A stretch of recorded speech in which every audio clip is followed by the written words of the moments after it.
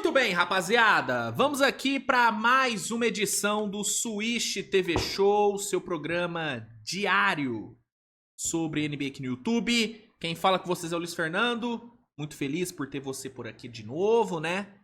Mais uma vez, dando aí, né, a graça de sua audiência. Agradeço muito aí a sua presença, a sua participação, a sua companhia, né? Sempre um prazer. E bom, pessoal, na edição de hoje, edição de quarta-feira, dia 18 de junho, tem muita coisa pra gente falar, hein? Tem muita coisa pra gente falar. Tem aí a questão da lesão do Haliburton. Ontem tivemos aí a notícia triste, né? Sobre o Haliburton. Foi confirmado aí que ele realmente sofreu uma distensão na panturrilha. Ele preocupa para o jogo 6, se torna uma preocupação, se torna uma dúvida para o jogo 6 aí das finais, que vai ser amanhã, quinta-feira. Vou falar sobre isso. Tem muita informação sobre Kevin Durant. Ontem saiu muita coisa sobre a novela KD. Eu vou trazer as principais atualizações aí para vocês. Tem notícias sobre Milwaukee Bucks, tem notícias sobre Filadélfia, sobre Toronto Raptors, né? Tem bastante coisa mesmo pra gente falar, bastante coisa sobre mercado. Então, o programa hoje vai ser recheado de assuntos, hein? A pauta tá cheia, ó. A pauta hoje tá cheia, então vou nem perder mais muito tempo, só vou pedir pra você deixar o like no vídeo, se inscrever no canal, compartilhar o conteúdo com a galera, que é sempre muito importante pra, né, divulgação aí do projeto. E vamos começar, né? Roda a vinheta e vamos aqui pra edição de hoje do Swish TV Show. Vambora! Aquele cafezinho, né? Sempre muito importante. Ó, vamos começar falando sobre a questão do Haliburton. Ontem tivemos aí a informação, né? Que o Haliburton realmente sofreu uma distensão na panturrilha. Já era uma suspeita, né? De que algo tinha acontecido com a panturrilha dele. Porque claramente ele não estava nas suas melhores condições no jogo 5. Não estava. Então, já era algo que a gente esperava. E aí ontem, realmente, foi confirmado aí que ele sofreu essa distensão. Charania confirmou ontem e existe aí dúvidas sobre a, né, disponibilidade dele para os próximos jogos das finais. Charania falou que o Haliburton vai passar hoje por uma ressonância magnética para ver ali, né, a real gravidade da lesão. E, mano, preocupa, cara. Preocupa muito. É um tipo de lesão que é bem chatinha de tratar. Normalmente, esse tipo de distensão, se for de grau 2, por exemplo, cara, é papo de 4, 5 semanas de recuperação. Então, não é uma lesão boba. É uma lesão que atrapalha muito a mobilidade do jogador, ainda mais um jogador que usa tanto a velocidade como é o caso do Haliburton. E a gente viu isso no jogo 5. Então é uma preocupação muito grande, cara. Eu acredito que o Haliburton vai querer ir pro sacrifício. Eu acho que ele vai querer forçar, eu acho que ele vai querer jogar. Mas aí, mano, a comissão técnica, né, liderada pelo Rick Carlisle, tem que ser... Tem que ser consciente nesse momento, porque se for pra ter o Haliburton jogando do jeito que ele jogou no jogo 5, cara, é melhor não ter. É melhor deixar ele de fora e usar o McConnell como titular. Que inclusive deveria ter sido, né, utilizado no quarto período ao invés do Haliburton. Foi um dos grandes erros do Carlisle no jogo 5. Então eu acho que a comissão técnica do Pacers tem que ser inteligente, mano. Se o cara não tiver condição de jogar, mano, pra mim ele tem que ficar fora. E eu não tô falando isso porque, é torcedor do Thunder, óbvio que ele quer que o Haliburton não jogue pro Thunder ser campeão. Não, cara. Eu falo isso pensando no funcionamento do jogo do Pacers. Pro jogo do Pacers funcionar, eles precisam que todo mundo esteja bem fisicamente, que todo mundo esteja nas suas melhores condições, porque é um time que usa muita velocidade, usa muita transição, é um time de correria. E com esse tipo de lesão, o Haliburton não vai conseguir jogar desse jeito. O ataque do Pacers não vai fluir bem com o Haliburton jogando com a perna travada, com o freio de mão puxado. Entendeu? E tem também a questão da saúde do atleta. Jogar com esse tipo de lesão, mano, pode sim prejudicar a saúde do jogador. Pode sim agravar a lesão e fazer com que uma recuperação de semanas vire uma recuperação de meses. Então, eu sinceramente acho que se o Haliburton não tiver plenas condições de jogar, eu acho que ele tem que ficar fora. Primeiro porque jogar do jeito que ele jogou no jogo 5 só vai prejudicar o time. E segundo, pensando na longevidade do jogador, mano. Óbvio, é o jogo da vida, é a série da vida do Haliburton e também do Pacers. Não dá pra saber se o Pacers vai voltar às finais nos próximos anos, não é certeza. Então eu entendo tudo isso. Mas, cara, nesse tipo de situação, às vezes é necessário ser um pouco frio. E às vezes é necessário ser um pouco pragmático. Do tipo, Haliburton, você quer jogar? Beleza. Você tem condição de jogar? Você consegue executar o nosso plano de jogo? Você vai conseguir jogar na sua máxima potência o jogo inteiro? Porque se não conseguir, você vai atrapalhar o time. Acho que esse é o tipo de conversa que o Carlisle tem que ter com o Haliburton, mano. E outra, não é como se não tivesse alguém no elenco capaz de substituir ele. Claro, o Haliburton, ele é o cara desse time do Pacers, é o cara mais decisivo. Pra mim é o melhor jogador. Eu sei que muitos acham que é o Siakam e eu acho que tem discussão, mas eu vejo o Haliburton como o melhor jogador do Pacers.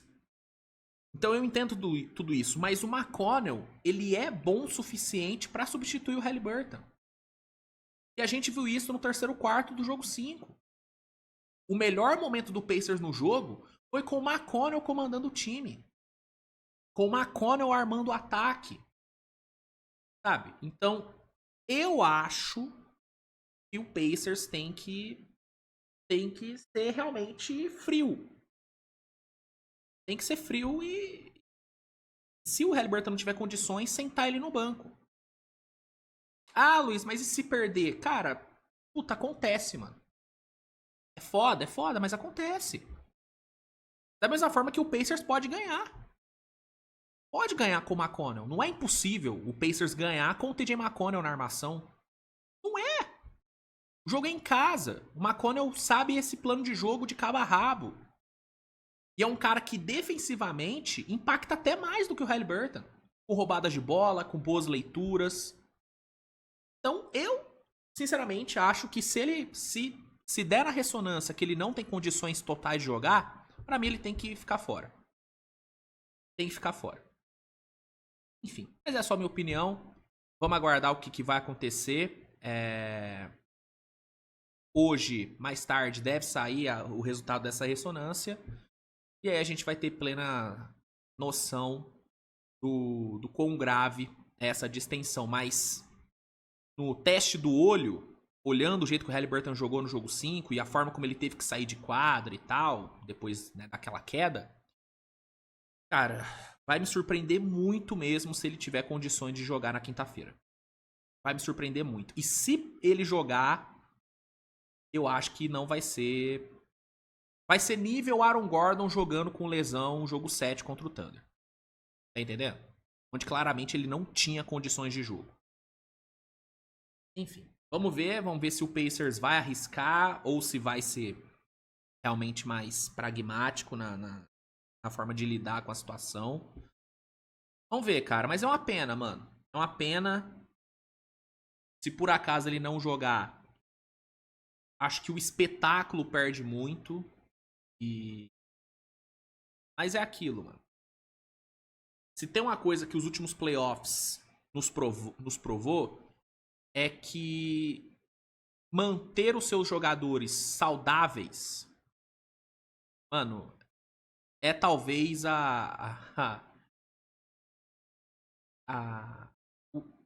é o que todo time tem que tentar fazer. Você quer ser campeão? Então você tem que fazer de tudo para os seus jogadores permanecerem saudáveis pelo maior tempo possível. E normalmente os times que conseguem fazer isso são os times que têm sido campeões. Foi assim com o Celtics ano passado, que apesar de ter tido o Porzingis machucado, teve Tatum jogando até o fim, Brown jogando até o fim, White, Holiday, enfim. E talvez seja assim com o Oklahoma, que conseguiu deixar todo mundo saudável chegando nos playoffs. E assim, o Thunder lidou com lesões durante a temporada. Chet ficou fora por mó tempão. O Thunder perdeu jogadores por lesão. O Hartenstein também ficou fora por mó tempão. O Thunder ficou um tempo sem pivô. Mesmo assim, quando começou o playoff, todo mundo estava bem. E o Thunder deve, se nada der errado, finalizar a sua campanha com os jogadores saudáveis. É complicado. O basquete é cruel, cara. Basquete é cruel. Por isso que já vou falar. Ah, Luiz, se o Haliburton não jogar, vai ter que botar asterisco no título do Thunder. Não vai, cara. Não vai. Não tem porquê colocar asterisco. Porque se for nessa, todos os próximos campeões vão ter que ter asterisco no título. Porque com certeza os próximos campeões vão ser os times que mantiveram seus jogadores saudáveis por mais tempo. E esses times irão enfrentar times que não conseguiram fazer isso. Que não conseguirão fazer isso. Entendeu? É a realidade da NBA, cara. Não é mais só sobre ter os melhores jogadores. É sobre ter a melhor profundidade de elenco, é sobre ter os melhores reservas, é sobre ter o melhor treinador e é sobre ter o melhor departamento médico, é sobre ter os jogadores mais saudáveis.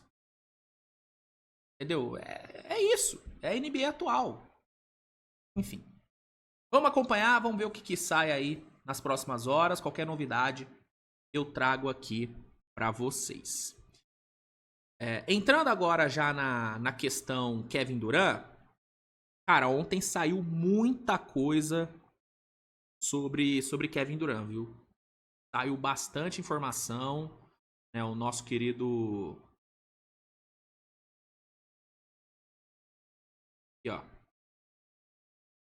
Aqui, ó. O nosso querido Gambadoro, o John Gambadoro, que é a melhor fonte de Phoenix, falou muito sobre KD. E começando aqui com informação dele, com uma das informações que ele deu, uma das mais impactantes, que mais gerou repercussão, foi essa aqui, ó. E segundo ele, esse é o pacote que Minnesota teria montado pelo Kevin Durant. Ele não fala quem é que deu essa informação para ele, mas ele fala que esse é o pacote que Minnesota tem pronto pelo KD. Que seria um pacote com Gobert, DiVincenzo, Rob Dillingham ou Terrence Shannon Jr. E a pick 17 desse próximo draft. Né? Esse seria o pacote do Lobão pelo KD. Foi reportado ontem também que o Durant não tem interesse em jogar em Minnesota, que ele não quer jogar por lá. Mas parece que Minnesota ainda está interessado. E o próprio Gambadoro falou que esse seria, na visão do Phoenix, o melhor pacote que eles têm na mesa, pelo Kevin Durant. Então, essa é a informação. Eu, sinceramente, cara, não acho esse pacote ruim. Não acho. Mas eu acho que é um pacote que dá pouco material de futuro pro Phoenix. Porque assim, o Gobert é um veterano. Um contrato horroroso. Então, não é um cara pro futuro. De Vincenzo é bom. Eu acho ele bom. É um cara...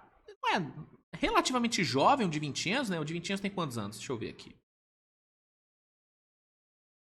Fonte de Vincenzo. Ó, o de Vincenzo... Ó, deixa eu ver o contrato dele. O contrato dele é bom, o contrato de Vincenzo eu sei que é um contrato bom. Aqui, ó. Contrato até 26, 27. Cara, recebendo basicamente 12 de média. É um bom contrato. E a idade dele? 28 anos, né? Não é um cara pro futuro. De Vincenzo é um cara pro agora. Então nem Gobert e nem de Vincenzo são caras pro futuro. Dillingham ou Terce Shannon sim são pro futuro. E a pick 17 também é pro futuro, apesar de ser uma pick que não é muito boa. Então, é pouca coisa, cara.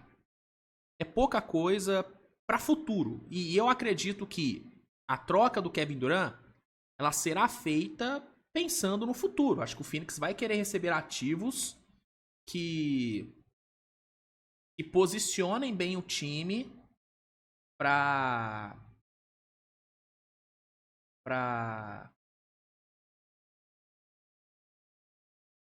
o futuro, né? Para uma possível reconstrução. Então, eu não acho um pacote ruim, mas eu acho que é um pacote que oferece poucas coisas de futuro para Minnesota. E aí, quando você olha, por exemplo, para o pacote que o Toronto Raptors teria montado para o Durant, porque sim, segundo o Gambadoro, Toronto também montou um pacote pelo KD. E aí o pacote do Toronto já oferece muito mais ativos de futuro do que o pacote do Minnesota. Segundo o Gambadoro, esse é o pacote que o Toronto teria montado para o KD, com Jakob Poeltl, Immanuel Quickley, RJ Barrett e a pick 9 do draft. Esse aqui é um pacote bem mais interessante, na minha opinião, porque oferece dois ótimos jovens, que é o Quickley e o RJ, e são dois ótimos jovens com contratos bons, né? O Quickley tem contrato até 28, 29, recebendo 30 de média, um pouco mais de 30 de média, e o RJ tem contrato até o fim de 26, 27. Então são dois bons jovens, é uma boa pick. Essa pick 9 com certeza rende um cara bem bom desse draft. Pode render um Yakutionis, por exemplo, né, que é um cara que é desse range. Pode render até um Jeremiah Fears, pensando em armadores jovens aí dessa classe. Né, pode render até um Kamama Luat, um bom pivô, que seria uma das coisas que o Phoenix teria interesse. E ainda tem o Jakob Poeltl, que é um bom pivô, tanto pensando, né, no curto prazo para ele jogar e tal, como pensando até em moeda de troca para uma trade deadline. Então, esse pacote do Toronto me parece bem mais interessante do que o pacote de Minnesota, com Gobert, Vincenzo, Dillingham ou Shannon e a pick 17. Esse pacote me parece bem melhor. Se Toronto, por acaso, colocar mais uma pick nessa brincadeira, uma pick futura, cara, pode ser talvez o melhor pacote que o Phoenix vai receber. Pode ser, mano. Pode ser. Minnesota até poderia melhorar o pacote deles se envolvesse um terceiro time. E aí, com o terceiro time oferecendo mais escolhas de draft pra Phoenix. Pelo menos mais uma. Mas aí já é uma engenharia um pouco maior. Toronto, pra mim, se esse for realmente o pacote que Toronto tem pronto, pra mim é o melhor pacote que apareceu até agora. Tá? Então, Eu gosto bastante, cara. E faz sentido pensar no Durant em Toronto, porque é o tipo de movimentação que Toronto já fez. Né? É parecido com o movimento que o Toronto fez pelo Kawhi. Pegou o Kawhi com só um ano garantido e foi campeão. Seria uma situação parecida com o Durant, que o Durant só tem mais um ano garantido também no contrato. Seria um all-in. Claro que o time, né, em 19 do Toronto era um time bem mais pronto para ser campeão do que esse time de agora. Já era um time que vinha de playoffs seguidos e tal, batendo na trave, sendo eliminado pelo LeBron vários anos seguidos. Mas esse é um time também bem interessante. Você pensando num Toronto com Brandon Ingram, com Scottie Barnes, com Kevin Durant, com Grady Dick, né, com o Rajakovic como técnico e com 2 ou 3 outras adições chegando na Free Agents, cara, é um time que pode brigar, mano. Ainda mais nesse leste que vai estar bem mais aberto nessa próxima temporada, né? Então, a possibilidade de Durant em Toronto me parece bem plausível, mano. Não é um time que apareceu nos principais rumores envolvendo o Durant nos últimos dias, né? Miami e Houston são os que mais têm ganhado força nesses rumores. Mas, cara, esse é um pacote muito bom, mano. Pelo menos eu acho um pacote muito bom pro Durant. Um Durant de 37 anos, com só um ano de contrato garantido. Talvez ele valha mais uma escolha de primeira rodada. Mas eu acho que o Toronto pode achar isso, tá? Não é impossível o Toronto achar mais uma pica aí pra dar pro Durant. Sei lá, mano. Analisando esses dois pacotes, do Minnesota e do Toronto, esse, pra mim, me parece bem melhor. Me parece bem melhor mesmo. E repito, é o tipo de movimentação que Toronto já fez. O Masai Ujiri adora esse tipo de troca. Entendeu? E o Matt Ishibia, que é o dono do Suns, ele já provou que ele não tem nenhum apego em manter boas relações com a galera. É só ver o jeito que ele se livrou do Monty Williams. Então eu acho que o Ishibia não teria nenhum problema em trocar o Durant para um time que não estaria na sua lista de desejos, porque Toronto não tá na lista de favoritos do Durant. Mas eu acho que o Ishibia não pensaria nisso, até porque as informações são de que o Phoenix respeita a vontade do Durant, mas eles vão priorizar o que for melhor para a franquia. Então eu tô começando a ficar com a orelhinha levantada para essa possibilidade de Durant em Toronto, mano. Tô bem de olho nisso aí, porque pode acontecer. Ainda mais se esse for realmente o pacote que o Toronto está disposto a oferecer pelo menino KD. Sobre San Antonio, que é um time que está entre os favoritos do Kevin Durant, né? As informações são de que a possibilidade vem, né, perdendo força, porque aparentemente a resistência do Spurs de envolver a pick 2 e o Stephen Castle na negociação estaria travando a negociação, né? O Zach Lowe falou sobre isso. Ele fala aqui, ó, que o que está impedindo o San Antonio de trocar pelo Durant seria, né, o fato de Phoenix querer ou o Castle ou a pick 2 desse draft. E aí San Antonio está resistente a oferecer isso. Então, isso estaria travando a negociação. E, cara, sinceramente eu entendo San Antonio não querer trocar nem o Castle e nem a pick 2. Né? O Castle acabou de ganhar o prêmio de novato do ano. É um menino que mostrou um potencial bem interessante, especialmente na parte defensiva. E ele tem teto para evoluir também no ataque. E a pick 2 ela vai ser o Rob Dillingham, não, né? Que eu acabei de falar sobre o Minnesota, né? Então eu tô com o Rob Dillingham na cabeça. Mas vai ser o Harper, né? Entendeu? Vai ser o Dylan Harper. Que é um prospecto fantástico que você não pode abrir mão. Se você tem a chance de pegar o Dylan Harper, você pega. Apesar de eu não enxergar ele como um prospecto geracional nível Cooper Flag, é um prospecto muito bom. Né? É um PG que seria o melhor PG de quase todas as últimas classes de draft. Né? Então, é uma chance que você não pode deixar escapar. Então, eu entendo o San Antonio ter essa resistência, mas eu, sinceramente, se fosse San Antonio, cara, eu acho que eu trocaria, mano. Mesmo sendo um Kevin Durant com 37 anos e só um ano de contrato garantido. Eu acho que a chance de ter Fox, Wemby e Durant no mesmo time, cara, é uma chance que não dá pra deixar escapar.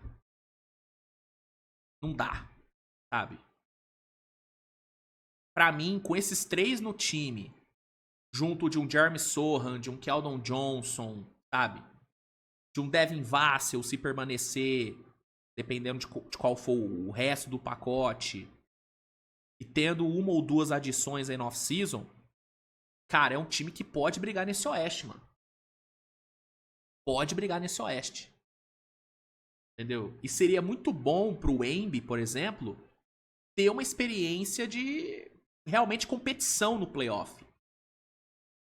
E a experiência que o Wemby teria trabalhando com Kevin Durant, pensando no longo prazo, no desenvolvimento dele, cara, poderia ser muito bom. Porque olha o que o Wemby cresceu jogando junto com o Chris Paul. Entendeu? Ele evoluiu muito. Imagina com o Kevin Durant. Então, cara, pode ser loucura, mas eu trocaria, mano. Eu toparia trocar a pick 2, um Devin Vassell, um Harrison Barnes, pra ter o Kevin Durant. Eu trocaria, mano. Eu trocaria. Até porque, pô, beleza, o Dylan Harper é muito bom, é uma chance muito boa. Você não pode desperdiçar uma chance dessa, eu entendo. Mas não é como se o Spurs precisasse de um PG. Tem o Darren Fox, mano, que tá pra estender contrato. Você tem o Stephen Castle. Tipo, você já tá bem servido. Então, cara, eu trocaria, mano.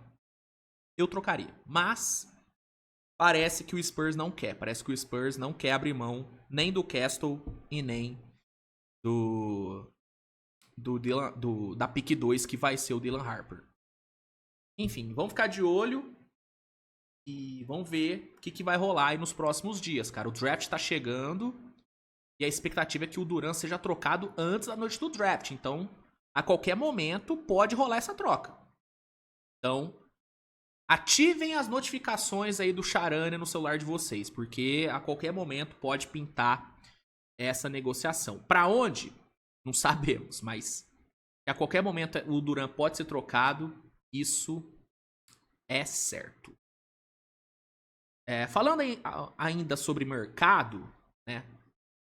Tem mais aí algumas informações para comentar, né? O Coast to Coast fez aqui um compiladinho de rumores que eu acho interessante trazer para vocês. Ó, vamos lá. Aqui é um compilado de informações do Brian Windhorst, do running back e do Chris Pursiani, né? Todas fontes interessantes aí, né? Não são as fontes mais confiáveis do mundo, mas são algumas fontes interessantes da NBA. Vamos lá. Primeira informação. É esperado que o Memphis Grizzlies ofereça um novo contrato de aproximadamente 200 milhões de dólares para Jaren Jackson Jr., né? Existem, né, alguns rumores envolvendo o JJJ, envolvendo até o próprio Ja Morant. Depois da troca do Desmond Bane, tem sido muito discutido sobre o que o Memphis vai fazer, se vai para uma reconstrução, se vai trocar os dois, ou se vai pegar o JJJ, juntar com o capital de draft que recebeu do Orlando e tentar uma super troca por alguém. E aí, aparentemente, o Memphis vai querer manter o JJJ. E aí, se manter o JJJ, muito provavelmente vai manter também o Ja Morant. Porque não faz sentido renovar com o JJJ e não renovar com o Ja Morant. A menos que o Ja Morant force uma troca, coisa que eu acho que não vai acontecer. Então, caso a renovação do JJJ aconteça, é esperado que a renovação do Ja Morant também role, né? A extensão de contrato do Ja Morant também role. E esse valor, 200 milhões pro JJJ, cara, eu acho normal. Normal, mesmo ele não tendo finalizado bem a temporada, cara, é um jogador que foi All-Star, DPOY, é um jogador jovem ainda, com teto ainda de evolução, né? Talvez ele esteja perto de bater o seu teto, mas eu ainda acho que existe margem de crescimento pro JJJ. É um jogador muito bom, cara. Eu gosto muito do JJJ. Acho que ele tem sim falhas, principalmente no aspecto mais mental do jogo. Eu acho que ele ainda peca muito na hora de, né, segurar um pouco a emoção. Mas é um jogador que eu acho muito bom e eu acho que não dá pra você perder um cara desse. A menos que seja uma oportunidade muito boa de negócio, como um Kevin Durant, por exemplo. E como parece que o Memphis não vai pra cima do Durant, eu acho que renovar com o JJJ é o certo. E 200 milhões eu acho super ok. Zero me incomoda. 200 milha pro JJJ. É um cara que foi All-Star, é um cara que foi DPOY, é um cara que pode ser DPOY de novo. Tem projeção pra isso. Então, valor ok. E eu acho que é o movimento certo pra Memphis, né? Até pensando numa possível troca futura. Tipo, renova com o cara, segura o ativo, que aí, se você quiser trocar ele ainda, ele vai ter um contrato maior, um contrato mais longo, que tornará o valor de mercado dele ainda melhor. Muito do Magic ter pagado o que pagou pelo Desmond Bane foi pelo fato do Desmond Bane ter mais 4 anos de contrato e de ser um jogador jovem. Então, eu acho que renovar com o JJJ é o correto mesmo a se fazer. E vamos ver as outras coisas que Memphis deve fazer no off-season. Eu espero um Memphis bem ativo no off-season, tá? Com os ativos que recebeu da troca do Bane, Memphis pode fazer algumas movimentações bem interessantes. Então eu ficaria bem de olho em Memphis nesse mercado. Talvez não pensando numa super troca, mas pensando em trocas menores, mas ainda assim impactantes, né? Tem sido muito falado sobre Deni Avdija em Memphis. Seria uma troca bem boa para Memphis, tá? Então, olho no mercado do Memphis Grizzlies.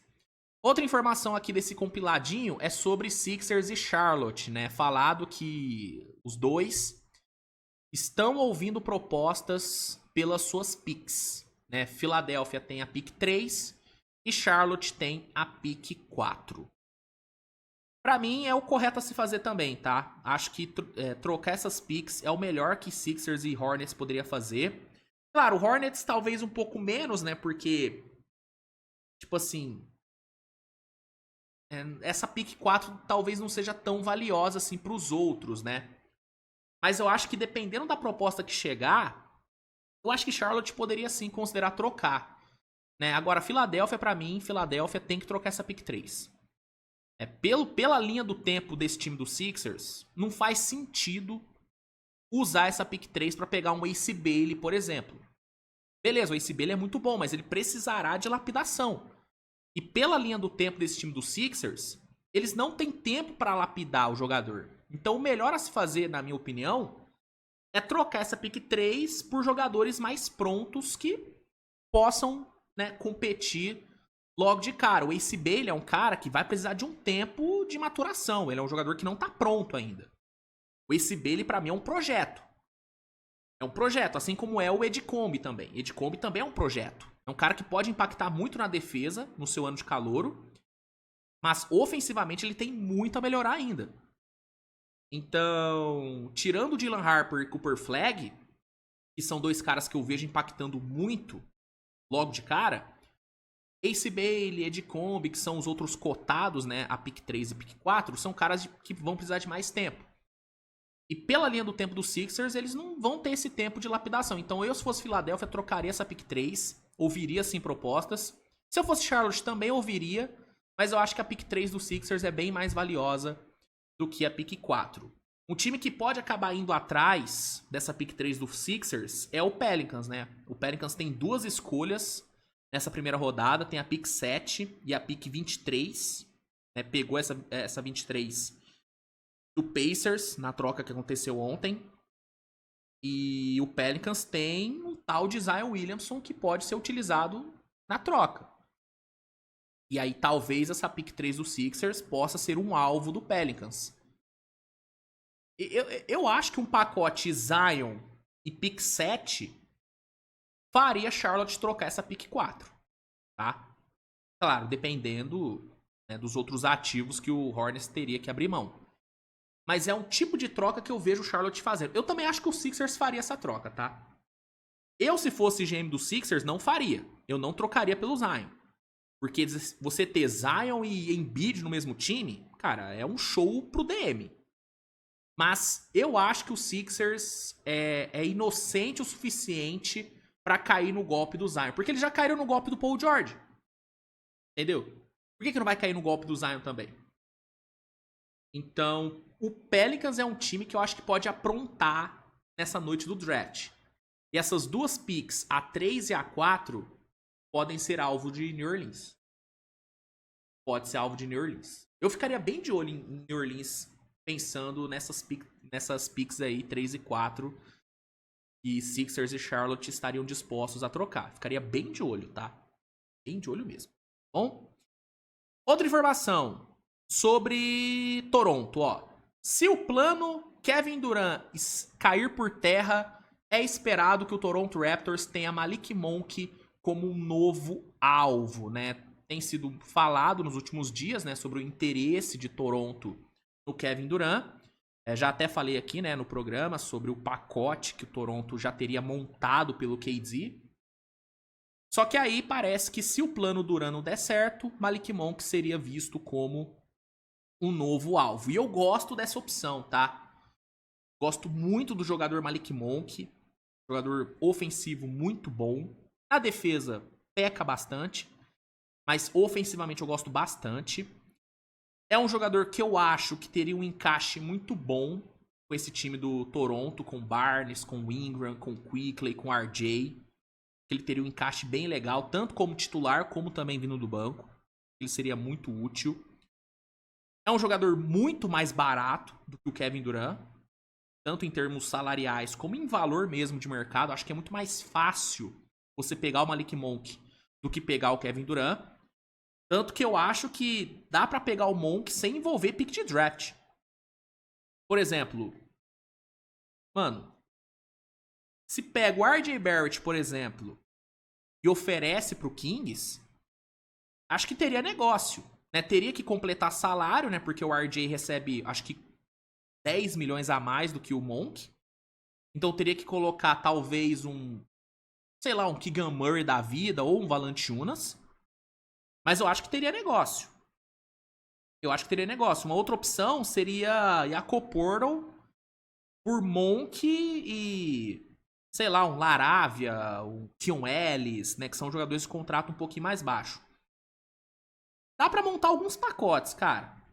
Dá pra montar alguns pacotes e eu acho que dá pra pegar o Monk sem envolver pick de draft. Eu acho. Essa ideia, RJ Barrett por Monk e Keegan Murray, é interessante, viu? Não sei se Sacramento trocaria esses dois sem ter uma pick. Mas aí, se precisar, coloca uma pick aí de primeira rodada aí futura, na brincadeira. Eu gosto dessa ideia, mano. Gosto dessa ideia e eu acho que o Monk seria um baita reforço pra esse time do Raptors, tá? Claro, entre Monk e Kevin Durant, sou muito mais do Kevin Durant. Sou muito mais se esforçar pra pegar o Kevin Durant. Mas se não der, o Monk é realmente uma opção bem interessante. Então, olho nisso aí também. E pra fechar, informações sobre o Bob Portis, né? A informação é a seguinte, o Portis irá declinar o seu último ano de contrato com o Bucks, vai buscar um valor maior, um contrato maior na free agency, só que ele quer ficar em Milwaukee, mas ele não vai querer, ele não vai diminuir a sua pedida. Ó, hoje o Bob Portis, ele terá, né, uma player option de 13,4 milhões. Ele aparentemente vai declinar para pegar um contrato maior. Então a gente pode esperar um Bob Portis querendo algo em torno de 14 a 15 milhões por ano, o que eu não acho absurdo. Agora, mais do que isso, aí eu já acho loucura. Pagar, por exemplo, 16 milhões por ano pelo Bob Portis, eu acho muito, porque é um cara de 30 anos, né? É um jogador interessante, é um jogador que te entrega uma versatilidade valiosa. Mas, assim, para por aí também.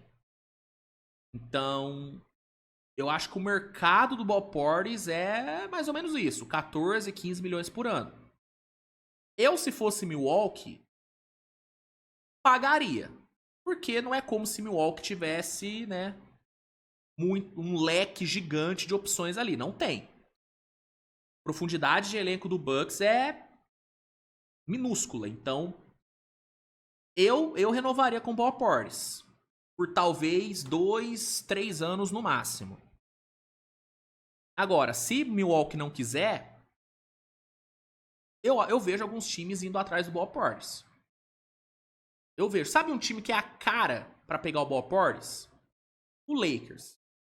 Carinha do Lakers, Bob Portis. Jogador raçudo, jogador que mata umas bolinhas de fora, né, versátil, joga na 4, mas pode fazer uma 5 também, numa formação mais baixa. Eu vejo o Bob Portis indo pro Lakers. Acho que ele também encaixa no jogo do Clippers também. É um cara versátil, mano. O Bob Portis, ele tem muito espaço na liga ainda. O problema é a idade. A idade dele pega bastante. Mas, pra um contratinho curto, eu vejo alguns times tendo interesse. Mas se eu fosse Milwaukee, eu faria um esforçozinho pra manter ele. Porque é um cara muito identificado com o time, a torcida gosta muito dele. E é um cara que ainda tá rendendo bastante, né? Um cara que teve quase 14 pontos de média nessa temporada. Esse caos que foi a temporada do Bucks. Então, eu renovaria, cara. Eu renovaria. Mas, até 15 milhões por ano. Mais do que isso, aí eu já acho que é bem... É um overpayzinho aí relevante aí pro menino... Pro menino Bobby Portis, tá? Então... É isso, cara. Acho que pro programa de hoje é isso. Deixa eu ver se saiu mais alguma informação. Deixa eu ver se saiu atualização sobre o Haliburton, né? Deixa eu ver. Aparentemente não tem nada oficial sobre o